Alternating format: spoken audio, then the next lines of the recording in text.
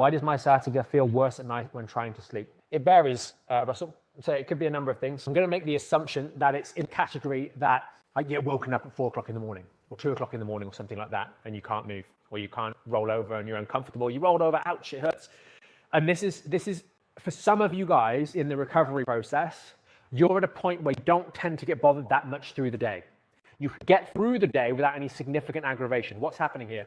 The herniation or the injury to the lumbar spine at the root cause of your sciatica has been through enough patchwork that if you just don't do certain things, you can get through the day, but you are aggravating it.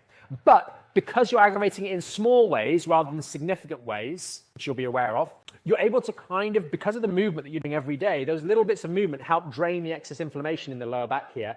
So you kind of manage your way out of it. But when you're still, you're not moving.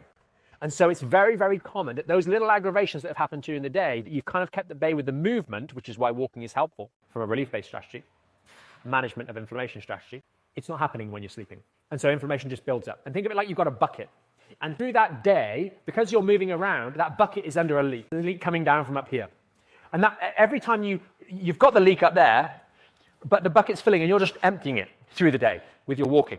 But when you're at night, the bucket is not being emptied. It's just filling and then it overflows. Then you have the problem. You have the symptoms of the overflowed bucket, i.e. the sciatic pain. And you have to get out of bed, you have to move around a little bit, and then you can go back to sleep again. What's happening there? You're draining the inflammation by moving. That's what, and it catches a lot of people out. And so we have to make sure that during the day, we're actually doing our rehabilitation. We're not getting caught into that trap of thinking there's something wrong with sleeping at night. There's nothing wrong with sleeping at night.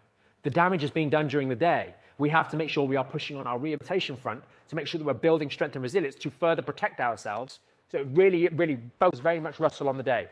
To the degree you start to become successful with the work you're doing in the day and making objective strengthening happening in this lower back to reinforce the healings taking place, you will start to find that instead of waking up at 2 in the morning, you're waking up at 4. Instead of waking up at 4 in the morning, you're waking up now, 7 o'clock, you're in pain, but you're not being woken.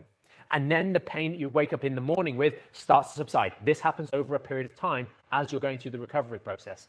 But you've just got to make sure that you don't get lulled into this sense of obscurity. A lot of people will get this where they just think, well, it's not bothering me the day. It must be my sleeping that's the problem. And that's not the case.